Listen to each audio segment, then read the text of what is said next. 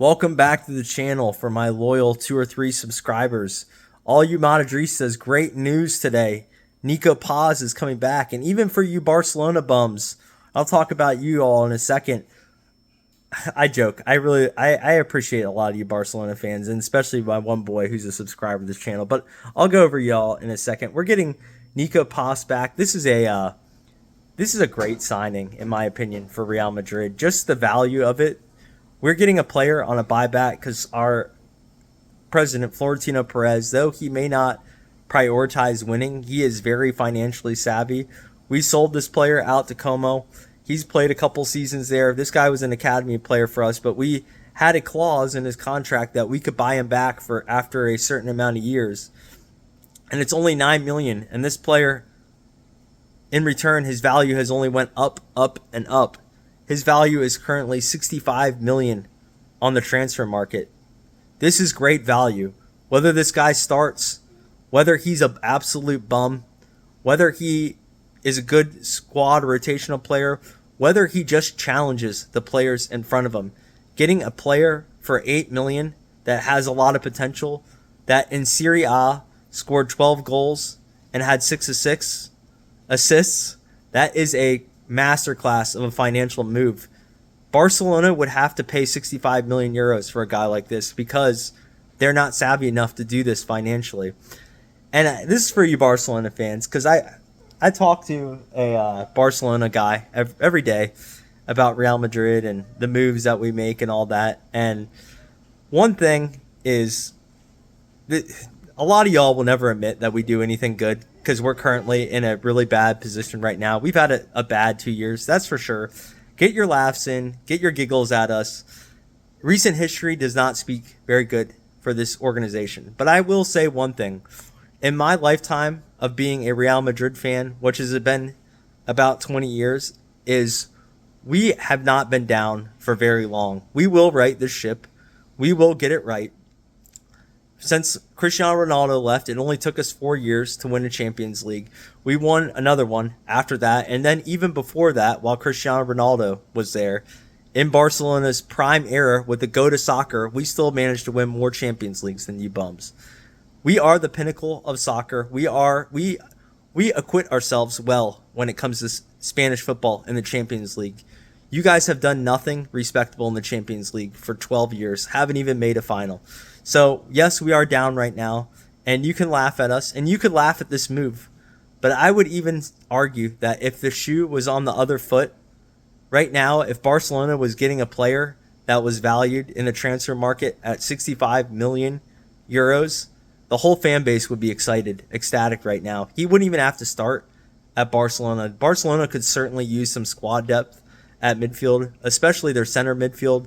Pedri has been getting run into the absolute dirt. The man starts almost any time that he's available. Even right after he comes back from injury, they insert him into the lineup.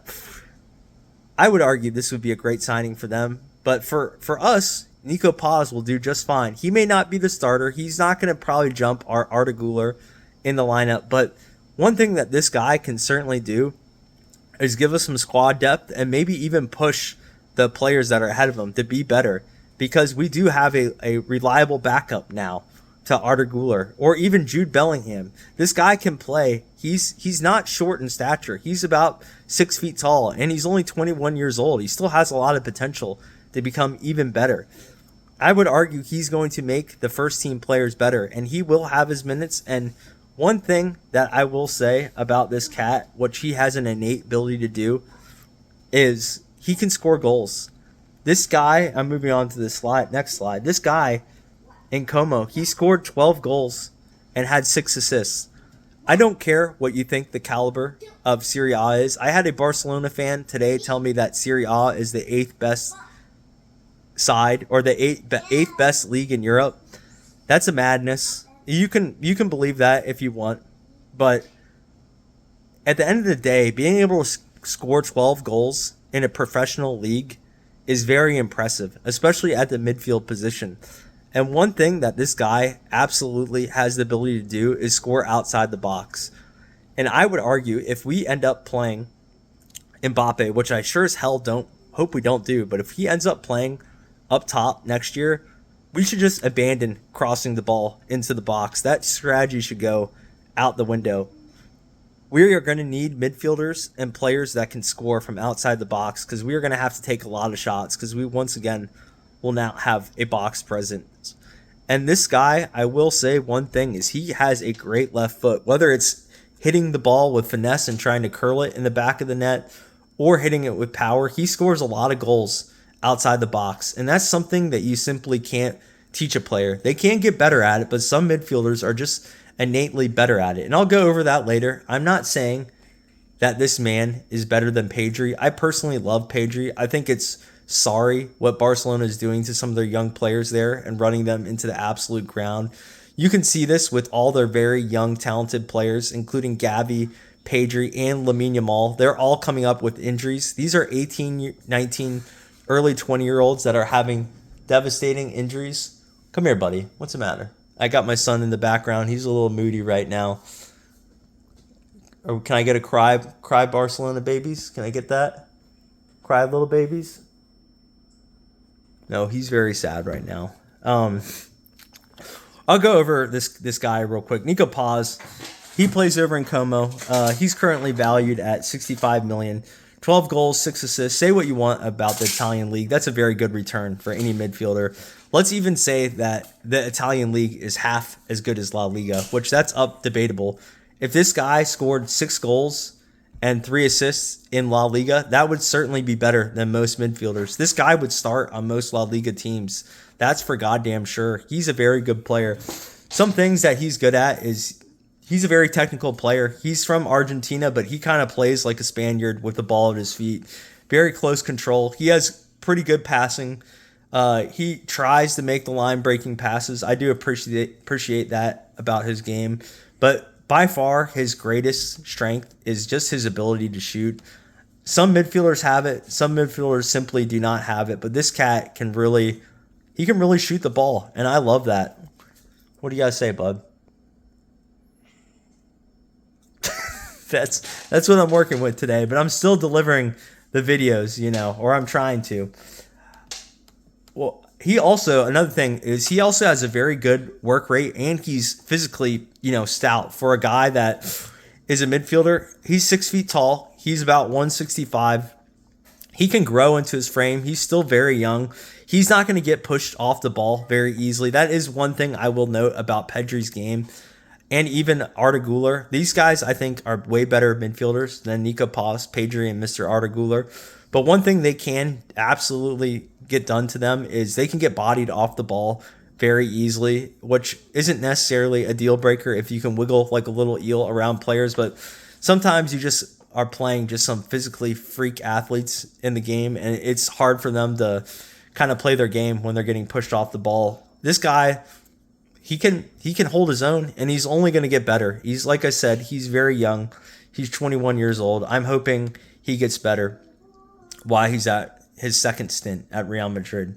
Some weaknesses in his game, and I had to look these up because it's hard to tell weaknesses, in a highlight video and not watching a guy play consistently. I think I've watched Como a full game once this year to kind of see what he was about, but some things that are noted that he's not very good at are his crossing, penalty kicks, and his consistency 1v1 dribbling. We don't need this guy for crosses. This is why I think this guy is a great fit.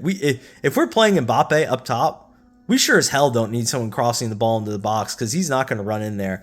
So, great. He can't cross the ball very well. That's fine. Penalty kicks, he's never going to be taking a penalty kick for Real Madrid. It's either going to be in Dictator. I'm going to say in Dictator till the day I die. It's either Dictator Mbappe or it's going to be Vinny. That's it. He's never going to take a penalty kick. So, whatever. His one-on-one dribbling, I would argue I need to see less of this at Real Madrid. I am so tired of this fucking team and their propensity for one-on-one dribbling. That's all I see every game. It's fine if you have an absolute stud at dribbling like Lamine Yamal. I give the Barcelona princess his flowers when it comes to that. The guy is a madness when it comes to dribbling and taking players on. But I do not need to see a football game that is 90 minutes long and about 80 minutes of it for Real Madrid is just a guy trying to take on another player one-on-one or a guy trying to take on 3 or 4 players. This happens every game with Real Madrid. I see Vinny try to take on 3 or 4 players. Then if he messes up, next go around, I see Mbappe trying to do that. Next go around, I see Jude Bellingham trying to take on a guy every now and then. Freddie Valverde, he's actually sometimes just with his pace, doesn't even need trickery. He makes the forward runs, and I give him a free card to shoot whenever he wants. But there's no link-up play in this team. They don't play as a team. It's all one-on-one play. So I don't need another player that's extremely good at one-on-one dribbling because it simply doesn't work over the course of a season. They need to play as a team, and getting another midfielder in here that can break lines, that's good on the ball, that can shoot for long range. I like all those things. So I think he will fit very nicely in Real Madrid. And just comparing him to other midfielders right now, like I said, say what you want about the eighth best European league, the Serie A league. Yeah, buddy. I gotta go here in a minute. My son's calling for me. Say what you want about Serie A, the eighth best European league team, which my Barcelona buddy said, which is kind of a madness. But I think that Serie A is a decent brand of football. The Serie A, they had 2 teams make the Champions League. They had a little bit of a down year, but they literally made the final last year, Inter Milan. And shockingly enough, coming from a Barcelona fan saying that Serie A is garbage in the 8th best league, you just got your asses kicked by Inter Milan. Now, of course, Barcelona fans will take the typical victim mentality, and they will cry like little babies and say that the refs lost them the game. That's fine. At the end of the day, throughout the history of time, it will always say that Barcelona lost that game. It doesn't matter if it was refs that did you in. You can claim that, but that in the books, in the annals of time, it will always be literally Barcelona losing to Inter Milan, which is a Serie A team. So I'm relatively speaking and comparing Nico Paz's stats compared to these guys. Can you give me just 1 second, buddy? I want you to jump in your bedroom. Okay, buddy. All right. I gotta finish this up. But yep, if we look at the Barcelona Princess's sidekick, Pedri, he's a very good player. I love Pedri. He might even be my favorite player on Barcelona. The kid's pure class. But let's just be for real. If there's any weakness in his game, is he does not score goals. He will every now and then have an absolute banger of a shot from outside the box, but these are few and not very often. As we can see from the stats, the Barcelona Princess's sidekick in 2025-2026 had 8 assists in La Liga. He had 1 in the Super Cup, and then it looks like he had 1 assist in the Champions League. So I will give him his props. He had 10 assists on the year. That's great. We know he's very good at this. But as far as goals, which you don't really need that necessarily from Pedri, but he had 2 goals all year. This is typical of Pedri. Great on the ball, great at facilitating. Barcelona has some world-class attackers right now, but I will say one thing that I would give Nico Paz the advantage in. Even if you take away half of his goals, he still banged in 6 in that case. The guy can score goals, and I like that about his game, and I hope he brings that to Real Madrid. In comparing him to Arda Güler, this is probably going to be his biggest competition when it comes to Real Madrid and getting starting time. Arda Güler, he had a very nice year as well. In the Super Cup, let's see here. He gave us the double zeros, which is not very good with the Super Cup. But in La Liga, he gave us... Sorry, I'm checking this. My old eyes. I should have worn my glasses with this. He gave us 9 assists. This is great. And then And then he had 4 assists in the Champions League. This is a great return. For how much people say Pedri is better than Arda Güler, which I do agree with, the stats would suggest otherwise. Arda Güler had 13 assists on the year, while Mr. Pedri had 10. So stats aren't everything, but at the end of the day, he's getting you more, I guess you could say, more of a return on investment with his assists. And then also, one thing Arda Güler does definitely better than Pedri is he can score some goals. He scored 6 goals, so he has that in his game.